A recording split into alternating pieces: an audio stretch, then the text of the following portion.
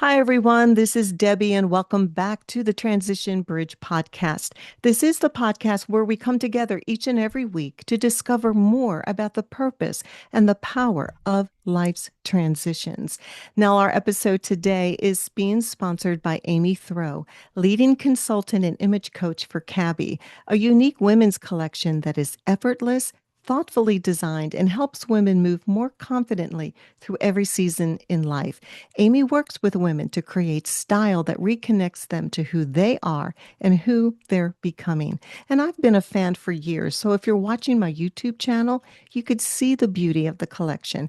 Please connect with Amy, browse the collection with the link found in the show notes below. And now let's move into today's conversation. Every season in life is going to ask something new of us. For parents navigating autism, this transition or season can be overwhelming and deeply personal. And as you already know, this journey is layered, it's complex, it's emotional, and it can be very challenging as you're trying to sort through what is helpful, what is hype, and what truly can support my child's unique needs. And for that reason, I wanted you to have answers to these questions. So I have invited Dr. Theresa Lyons to be with us today.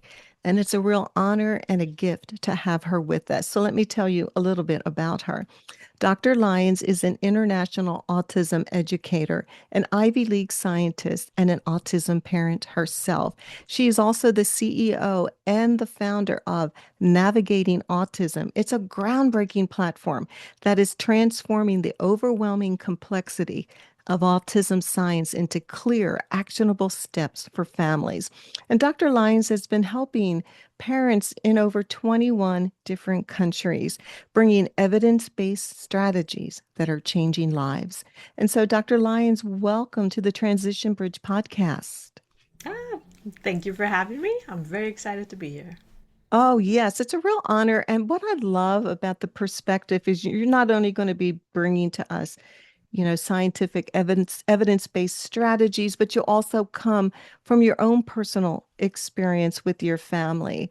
And what I love too is that in our podcast today, we're going to touch on the grandparents' role in helping families that have autism with their children. And so, yes, so do you want to just briefly share a little bit about your story, and then we'll get into how it is that you are helping parents today?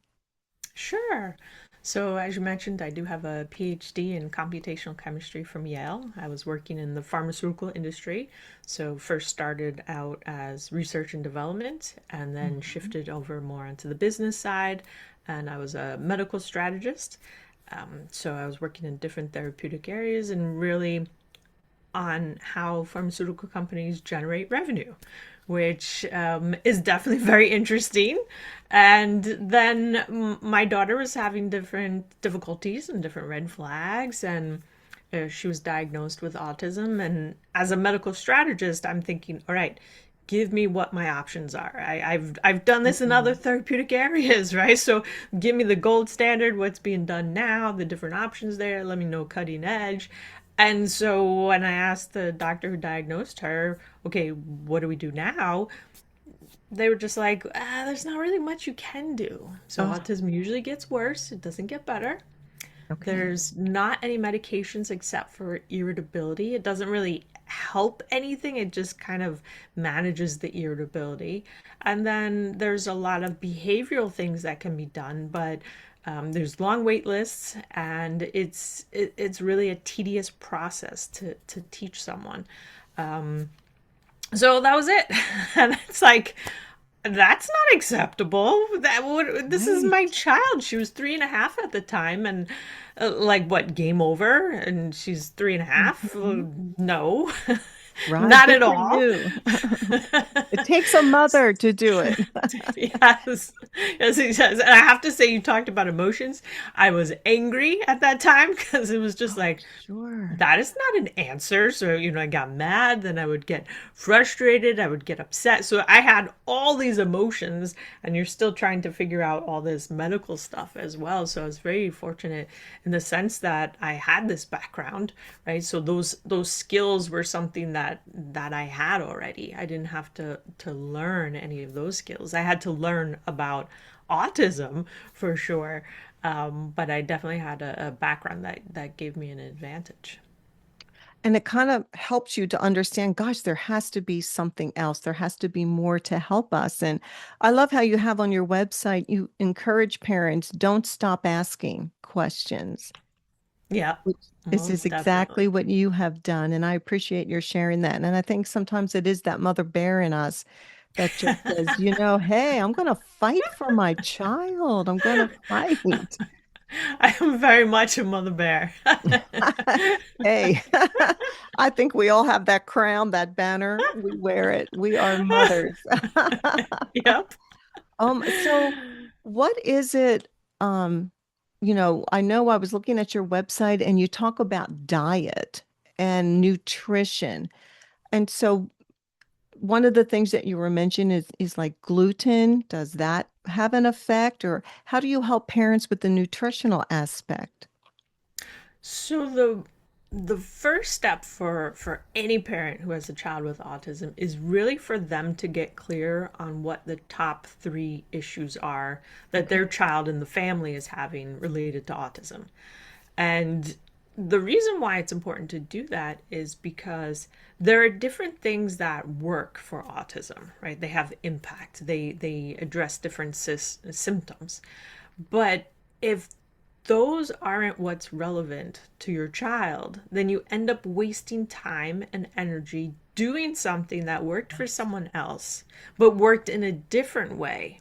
And then you did the same thing, hoping it would impact your child, but it didn't. And then that's when a lot of parents say, ah, it didn't work.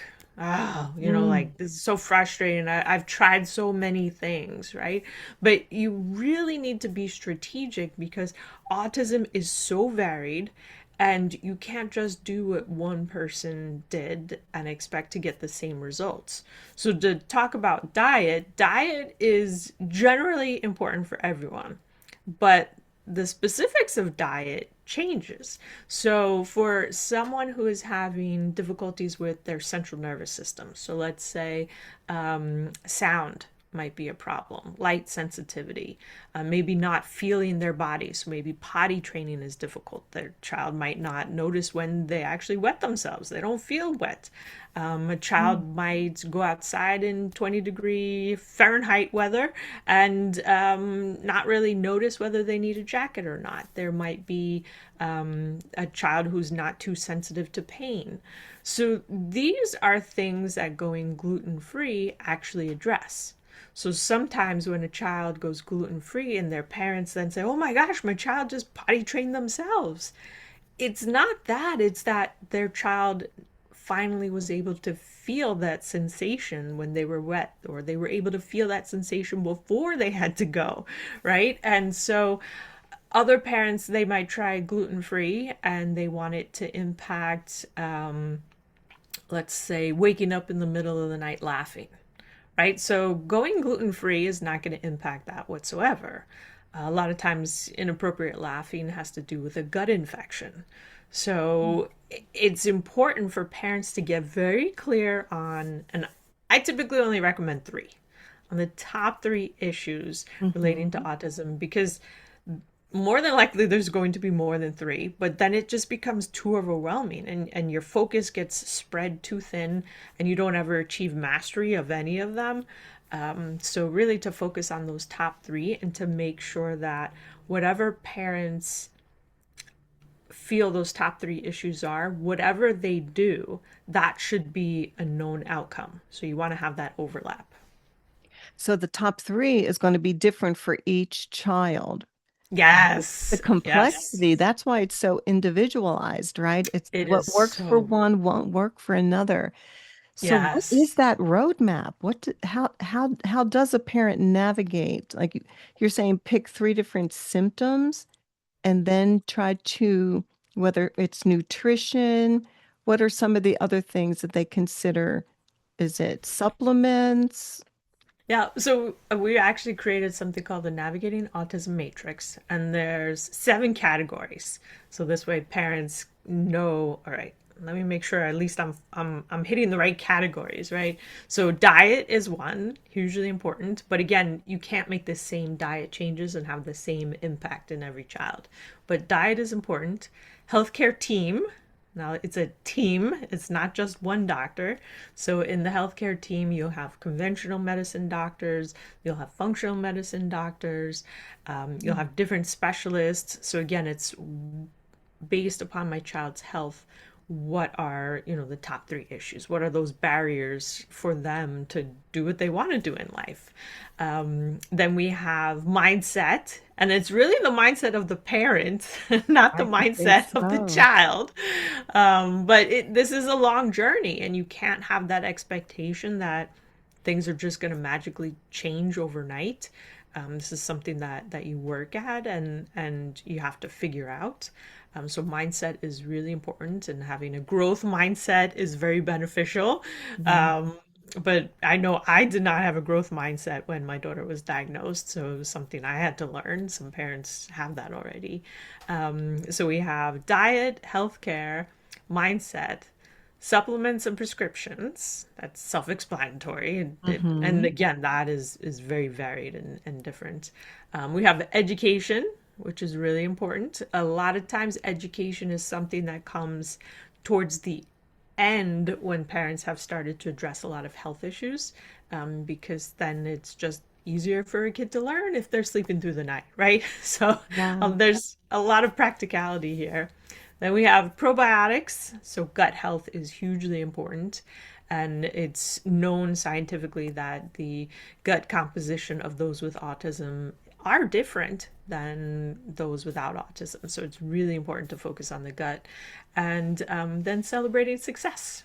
So it's really Yeah. important to celebrate all these success and the changes.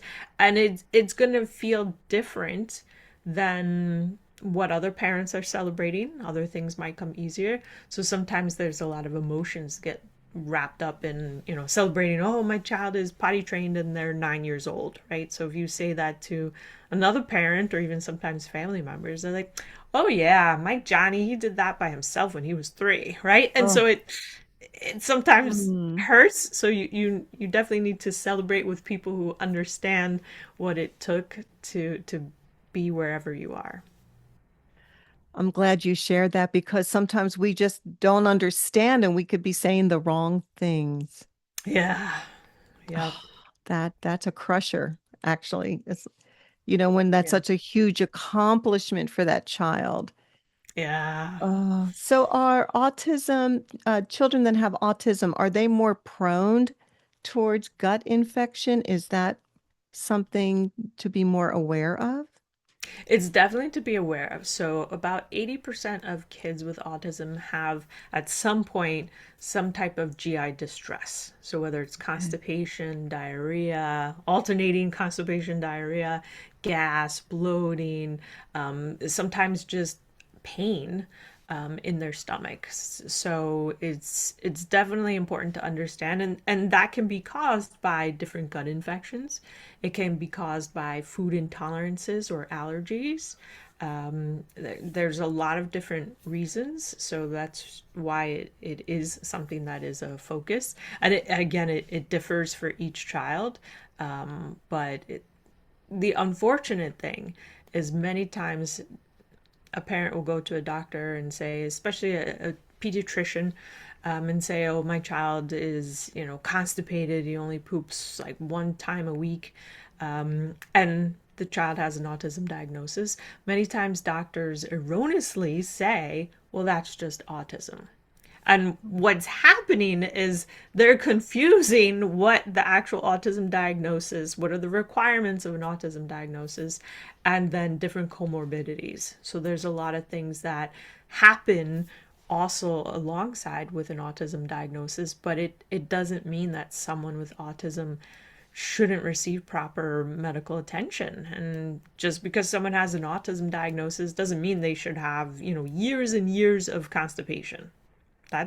Oh, I That's not agree. fair. That's not fair at all. And I love No. your, mindset about having a team of medical doctors. Yes, Oh yes, yes, yes. gosh. You need a team. You cannot do it with just one doctor. If there was, I would let everyone know. If there was like one doctor who could like cover everything, but it is so varied and so diverse as to what the needs are for the child. I love that you have functional medicine in there as well. So it seems like each doctor takes a different angle, a different approach for the whole purpose of helping the child. Yeah, so functional medicine really looks at the root cause. Okay. But there's nothing wrong with conventional medicine doctors, right? Right. So take that constipation example. If someone is constipated, a conventional medicine doctor will say, all right, let's use this laxative. Great, right? That will resolve it within probably 24, 48 hours. A functional medicine doctor will say, all right, what is the root cause? Well, let's run this test. Let's do this. Let's change this slowly, right? So they're not going to give relief in the immediate. They might say, okay, just take a lot of magnesium or something like that. But Mhm. again, that's a short term solution. So functional medicine is really looking at that long term, whereas conventional medicine is going to address that immediate need. So it's not as if one is right and one is wrong. Right, It's right. you want that team. You want a team for your child. Well, there's wisdom in the multitude of counselors, right? Yes, We most get, definitely. yes. And so, how much of a mother's instinct should she follow as she's trying to help her child? Things that maybe she's instinctively feeling. And then also when she does try to introduce different things in the child's diet, how long should they work in that area before they decide it's not working? Mm. So, all right. The first question relating to intuition. I always trust the parents' intuition. Good. Intuition is really important. However, many times us as parents, our intuition gets invalidated, right? So many Mm, times we might have that first red flag. Oh, this just doesn't feel right. And we talk to different people. And many times parents are told, oh, kids grow at different rates and don't worry, you're being too, I'll just let it be. So a lot of times when parents have some type of intuition, it's really negated by others. And it's something, a skill that really can be lost. It's so easy for us to learn not to listen to our own intuition and to just mm. depend on the experts. But intuition is really important. However, there is that voice in our head that is like fear based, ego. There's so many different Right. names for it, barking Yes. dog, like, and sometimes that is louder than intuition, which really comes more from like the body and it's more of a Mm. knowing rather than like words. So that is something for parents to really tease out and make sure they're listening to their intuition and not to their fears. Gosh, I guess that kind of comes under that umbrella of mindset, doesn't it? It does. Yeah. What is your advice for parents? Because mindset, it's everything in life, isn't it? Regardless of where we're at, it's our mindset is really going to dictate how we're going to embrace what's in front of us. How do you educate parents on strengthening their mindset or having that mindset of growth? A lot of times it's just being aware initially of those inner thoughts. So the second part of your question was relating to diet and how long should parents Yes. work on that before they say, oh, it doesn't work, right? So mindset plays a huge role in that. So many times parents give up because maybe they weren't fully invested in the first place, where they're like, all right, I'll make a diet change, but on the weekends he can still have donuts and stuff like that, and so their mindset wasn't in it to win it in the beginning. Ah, gotcha. So it's really important to be aware of the mindset. And it's incredibly hard to have that growth mindset, especially in the beginning when it feels like everything is spinning out of control, and you have to learn all of this stuff about autism. There's, ABA and OT and PT and speech and all these different abbreviations, and it's like a whole entire different language. So it's really easy to get overwhelmed. And pair that with maybe your child is not sleeping, right? So then you're not sleeping. Right. So then your brain is not getting the rest so that it can be sharp. And that impacts mood. We all know when we don't sleep the next day, not only are we grouchy, but we think, I know for me personally, I always think, oh, the world is just going terribly and it's going to be like this for the rest of my life. I project like that one bad day into 20 years into the future every day. And, then I start like craving different foods and stuff. And then I eat a little sugar. And then now I'm all moody and like it just goes downhill, right? It does. It So spirals. it spirals. But if you have that mindset that can catch it and be like, all right, I did not sleep well last night. Today, I have to be extra kind to myself. I'm not going to have the patience I normally have with my child. So let me make sure that, I take some time for myself for when they come home from school, or all of these different kind of modifications. That's what mindset is. It's not just, oh, being positive for, no good reason. It's really understanding the reality that you're in that day, in that moment, and then just making sure you can, sometimes it's just getting to the end of the day and sleeping again and starting it the next day. Every day is a new beginning, right? Every Yes. day. And you Yep. have to be ready because you just don't know what's going to happen that day. So it, Correct. it just made me think, can you be prepared for any type of pattern to see? Or is it at that complex that any given day the child could present differently? They can present differently, although many kids have particular patterns, and parents know, okay, this is going to be a good day or a bad day, sometimes depending upon even just how well their child sleeps, or, how well they're moving. So a lot of times motor planning is difficult. And so when a child is having difficulty executing motor, maybe feeding themselves or getting dressed, they might start to get frustrated. And then the parent might start to get frustrated, right? Because you got to get out the door. Maybe the bus is coming and we got to, that stress and everything. So there definitely are patterns. And when you start to address health, so with diet, or doing different functional medicine tests to understand gut health and things like that, that's when you can really start to shift that ratio. And that's how it changes. Things just don't all of a sudden go from like, okay, we're having all bad days to whoop, all good days. Like that does not happen. The Right. ratio starts to change.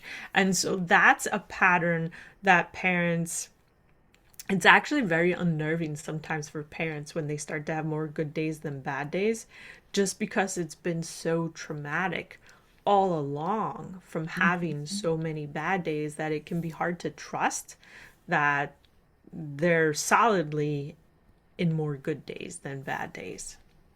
Oh, I can just feel that. That would be really difficult. Will this good day last? Will this happen Yes. again?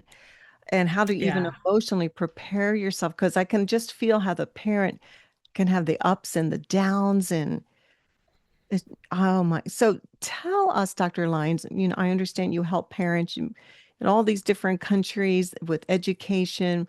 What is it that you want to share? What is one of your favorite things to talk about when you're speaking with parents? Oh, I have lots. I know. Okay, so share with us because yes, I want to I hear know. all the ways that you can help parents that are navigating autism today. One, I think we could touch upon one of the things is the experience of trauma. And so there's research that has been ongoing, and it's starting to pick up steam a little bit more about the trauma a parent experiences related to the child with autism. And now, when I say that, I never want anyone with autism to hear that and think, oh my goodness, I'm causing my mom, my dad to have trauma. So there an autism diagnosis is difficult to deal with in many ways. but it doesn't all stem from the child. So there are parents whose children have autism, and there's an increase of about 20 to 30% of that parent getting a PTSD diagnosis Mm. just from having the child with autism and emotional dysregulation. I never knew Now, that. Mm. yes, but the trauma that is experienced by the parent when you have a child that has an autism meltdown, right, or maybe they have aggressive behavior toward themselves or others, this also could include a suicide attempt. There's all of the trauma in that experience. You're a parent watching your child, someone you love more than anything, go through something so difficult. That is trauma.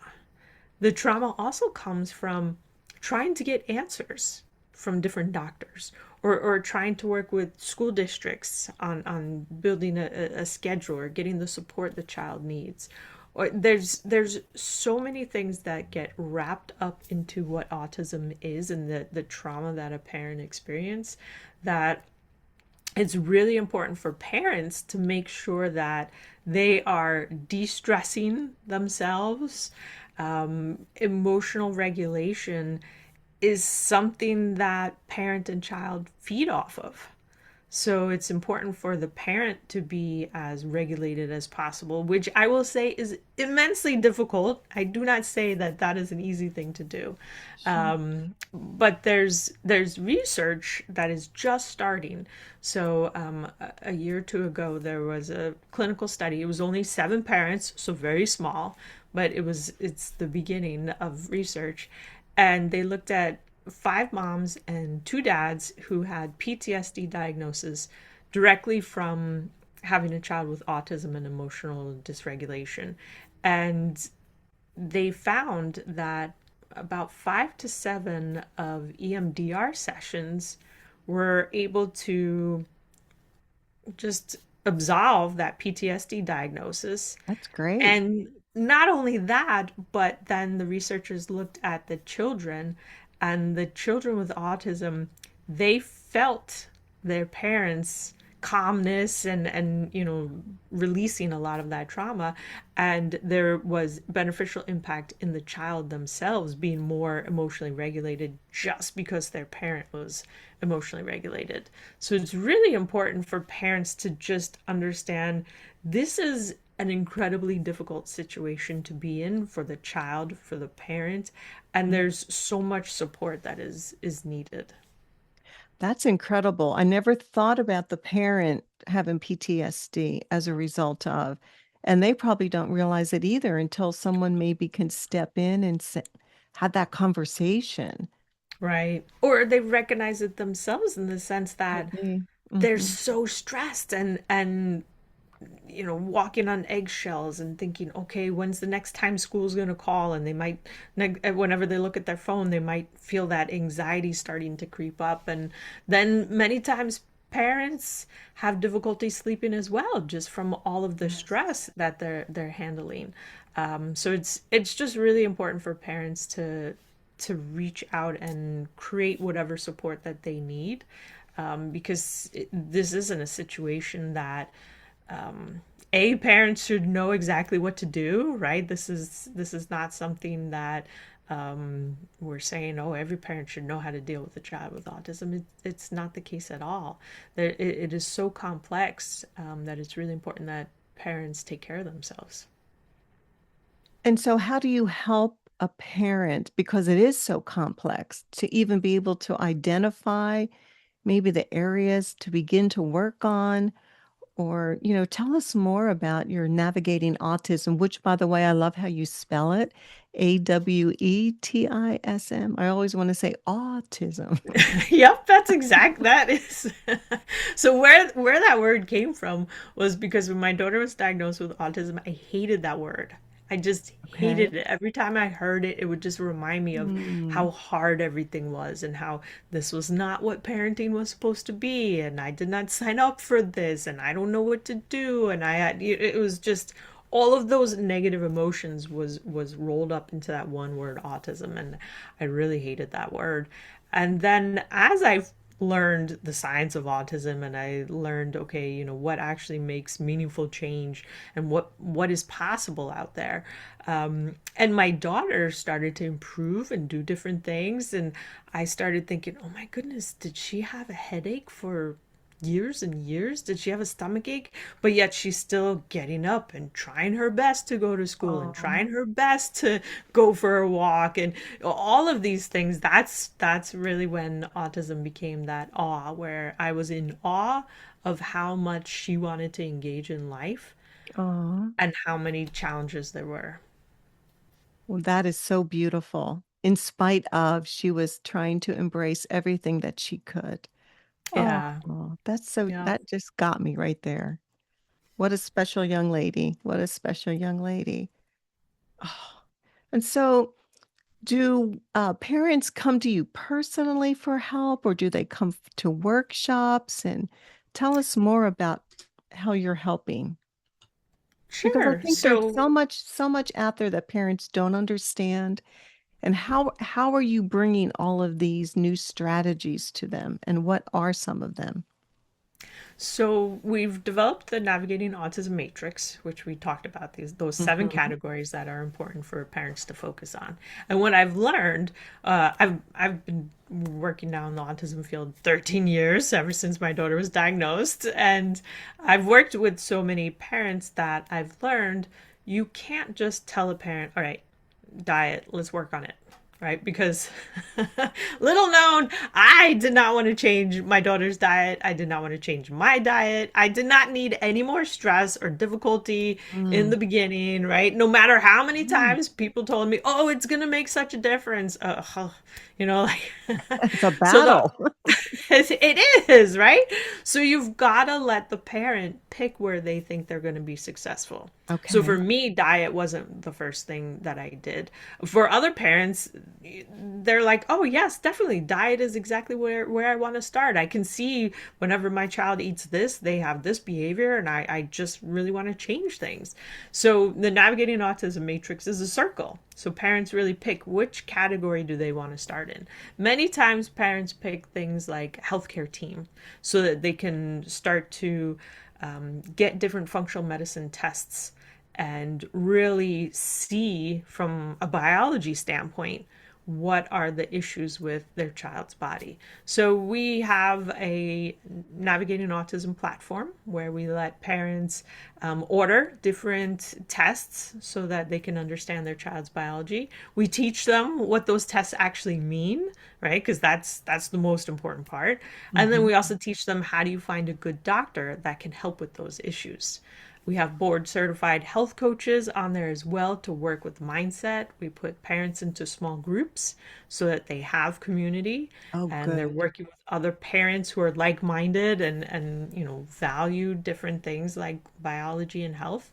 And it actually is flexible spending approved, so we make it as easy as possible for parents to use that kind of dollars to support their child. What a gift for, all the parents that are listening right now. My goodness, this is such a gift to have you here to find someone who can really help with some of the daunting questions that maybe they have not been able to find answers for. And I know people can go to your website to find this connection. Certainly, yep. Navigatingautism.com has more information about the platform, and they could sign up easily that way. That's great. And I'll have, all of that contact information in the show notes. I also want to touch on the topic of being a grandparent. You were initially sharing how important the grandparent's role is. So share with Right. us about that. Well, so the adult child is going through all of this stress. They might Mhm. be having a PTSD diagnosis, right? So you're talking about a situation that is very intense. And so having support around is important. And there's research in 2017 that showed that if a grandmother is frequently involved in their grandchildren's life, an autism diagnosis is made 5 months earlier, which is Really? very important. Yes. And if grandfathers frequently see their grandchildren, that diagnosis is made 4 months earlier. So grandparents not only provide support, but they can see things differently than what that adult child is seeing because they're there every day, just trying to get things done. So grandparents are so important in so many different aspects, and the research shows it. And so does and I totally believe that. I have a book called The Family Letter, and I have a whole chapter in there about grandparents, how the grandparents can see more things in the grandchildren than the parents can because they're so busy raising them. When the Yes. grandparent comes and spends time, they could see more things about their character and their sense of humor or even physical things that, need attention. And so I totally agree with that. But it amazes me that it's 5 months earlier that the grandmother is able to discern something and the Yeah. grandfather 4 months. 4 months. Yep. Now, does that when the grandparent can intuitively see something that maybe needs attention, does the parent always listen? No. I don't think so. That becomes, this is where you have family dynamics and you have to have conversations, and how can I be helpful is always a great way for a grandparent to start the conversation. But sometimes adult children, I know for myself, I felt like I was failing as a parent, and so quickly and so soon. My Mm, daughter is 2 years old and she's not smiling at me. What 2-year-old doesn't smile and want to interact and have fun with their parent? And so the grandparent needs to acknowledge that they want to be helpful, but they don't want to create any extra tension. And their adult child might be at such a high level of stress already that even mhm. a conversation that was meant to be helpful can sometimes go sideways when you're dealing with someone who's really stressed. So a lot of times it takes some planning where you might say to your adult child, I'd like to have a conversation with you, a good conversation with you, nothing bad. When would be a good time to carve out like 20 minutes or so? So then this way the adult child knows it's coming and they can kind of be like, okay, let me make sure we go into this conversation nicely. And then it can be something so simple as, listen, the to say to the adult child, you're doing a great job as a parent, and I know parenting a child with autism is very different, and I did not have that experience. So you're already doing parenting that I did not do, but I want to be helpful. So what is it that I could do that would help you? So many times that is a great way to start the conversation. Sometimes it might be too open ended, and you might get kind of like a blank stare, and it'd be like, oh my gosh, I need help with everything, right? And the adult child's like, I can't, I just can't think. That's when the parent can start to say, I really like spending time with Johnny. How about I pick him up from school once a week? Something like that. Or maybe the grandparent does not like children that much, right? Maybe they're like, listen, I raised my kids. I really do not want to be involved, right? And there's nothing wrong with that, right? So maybe the grandparent is thinking, you know what? I'd rather just give some money to, have a cleaning lady come once a week. That might be the Okay. helpful, right? So if they don't really feel comfortable or even want to be around kids, because everyone is different, That's there's right. different ways that a grandparent could be helpful, but it requires that conversation. Because if it is a grandparent who's like, listen, I don't really want to be around kids, they might have their own health issues that make it difficult to Sure. move and things like that. But it's important to have that out in the open. So the grandparent being like, you know what, now is just, it's difficult for me to be around Johnny, but I want to be helpful and I want you to know that I want to help you. I just can't do it in certain ways. How about I do X or something like that? But again, it's conversations, and Yes. it's it's that's really where the focus needs to be. I was just going to say that it's all about the conversation because if we don't have the conversation, then we could be imagining all different kinds of things and Yeah. getting angry at each other, but we never talked about what needs to be talked about. Oh my God. Yeah. And Yeah. so, how do you educate a grandparent who wants to be involved but needs to really learn how to handle a child with autism, the right things to do, the wrong things to do? Do you have any information on that? So a lot of times it is having that conversation with their adult child, because kids with autism have such a variety of different reactions to different things, even something simple like fidget toys. So fidget toys are great for some kids, not for others. And then for some Okay. kids, they're great until a certain point when the fidgeting really starts to wind up the person. So it's really important to have that conversation with the adult child as to what's the best way to engage, because again, also that is going to change as parents are addressing different things in health. Oh, true. So interactions change and become easier. So it's great to go into this with the mindset, going back to that word, that this is a journey and it may change along the way. And don't come Yeah. in with, with your feet firmly planted that this is what I'm going to do. Be open to what your adult child will suggest for you to do so you can develop that relationship with your grandchild. Right. And I will say autism will teach that person to not have their feet firmly in the ground because you can think as much as you want, but then autism just teaches you something else. So, Put you back on your heels and you need to come in a new way, don't you? Oh my yep, gosh. maybe you need to be more receiving, more open. What am I going to learn?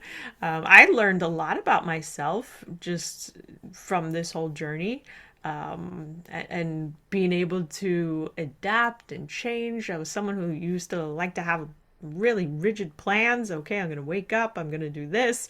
It'll take me about 10 minutes to get out the door. And like with autism, that's just, yep. Gosh. You actually wind up becoming a stronger person then as a result of, right? Definitely, most definitely. There's a lot of beneficial lessons that I've learned, but I'm also on the other side. So when I was learning those lessons, I might not have found them that funny. Right. And it's Now looking difficult. back, definitely, definitely So, wiser person. are you, even in this season that you are in, are you still discovering new ways to help your daughter? Oh, definitely. Most Okay. definitely. So I was so intrigued by this EMDR research. Yes. And It's fascinating. it's and it so I don't believe I would have qualified then or now for a PTSD diagnosis, but that didn't stop me from really wanting to acknowledge the different trauma that I had experienced from this whole situation, but also just in life in general. And I actually started doing EMDR as well, Oh, just to good.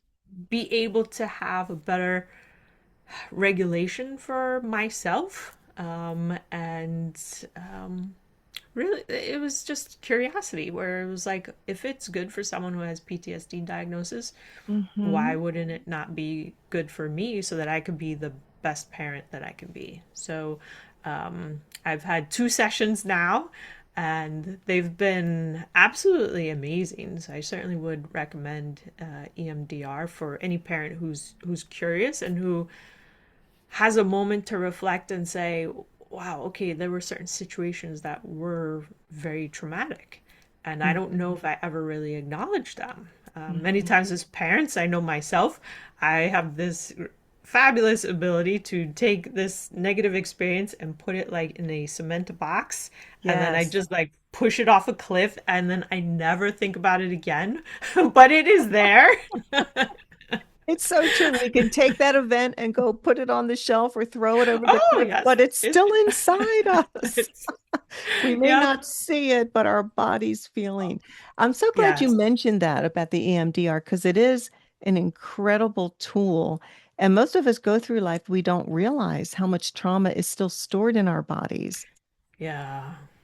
And Yeah. so And I'm that's so, why I want to be clear the trauma is not solely from that child with autism. The trauma comes from trying to search for answers and going to different yes. appointments and having doctors say, well, you caused this. Oh, There's goodness. so Mm. many things that can happen. And it's just important to be able to release that.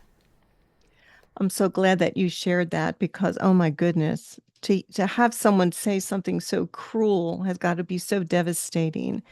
And I love that you really an advocate for community, for parents to be together because you need to be with like-minded people to build one another up. And it just sounds like you've created this system that is beautiful, it's powerful, it has answers, it has strategies. There's so much.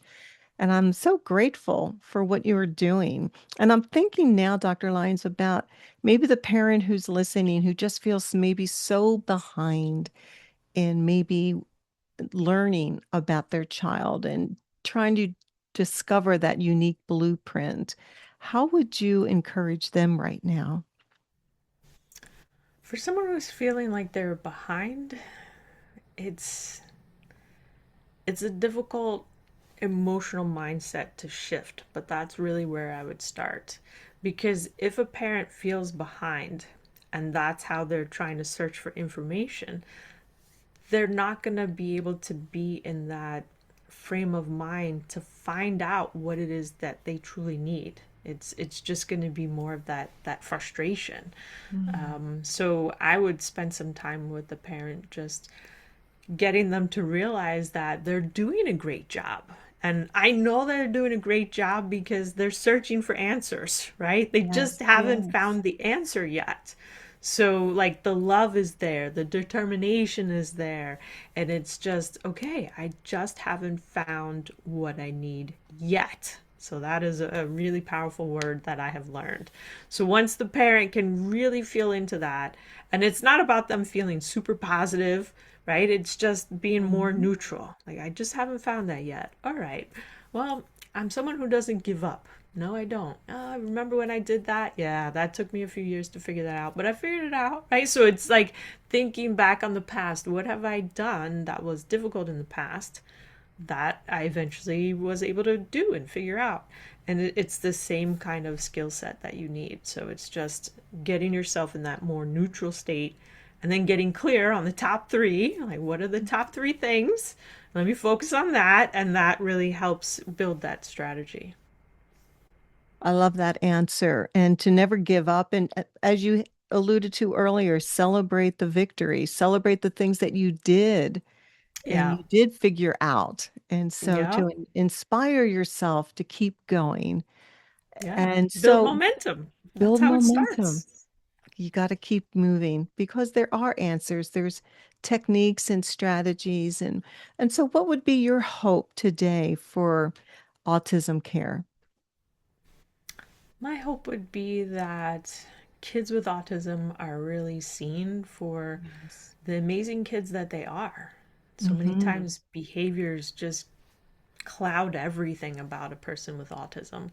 And it's just really important to know that kids with autism are smart, they're loving, they're kind, they want to engage with life, but there's so many things relating to health in their bodies that prohibit them to do that. But the desire is there.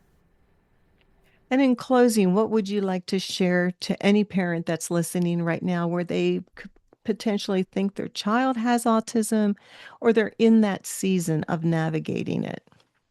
So if there's any red flags, definitely make an appointment with specialists. You want to get autism, that diagnosis is made based on observation. So it's really important if you're seeking a diagnosis that parents go and get someone who just focuses on autism, right? So you want someone who sees it day in and day out. So you really want to make sure you're working with the right specialist. And then for parents who have recently got the diagnosis, to embrace those emotions. all of those emotions that are coming up. You want to embrace them, but then move through them so that you can really start to have clarity in the decisions you're making for your child. When you said the words embrace and move through them, that's what I always encourage people with transitions. We have to embrace them. They're challenging, they cause us to grow, they stretch us. But if we don't embrace it, we can't move forward or move through them. And so we don't want to remain stuck. And autism, this autism can be a very difficult transition for a mother or a father. And but to know that there's someone like you, Dr. Lyons, that you understand it, you know so many techniques and strategies to help parents find confidence and a blueprint that they could use to help their child. And so I'm so grateful for your time today, your wisdom, your knowledge. And I highly recommend that anyone who's listening, please first share this episode so you can encourage other parents and also to connect with Dr. Lyons through her website and get to learn about all of the things that she has to offer to help you in this journey. And to my transition tribe, I just want to thank you for coming today. You know, transitions have purpose, they have power, and we do have to embrace them so we can move to the other side and find what it is that's there for us to discover. And so, thank you again, Dr. Lyons, for being here with us today. Oh, my pleasure. Thank you for having me. You're welcome.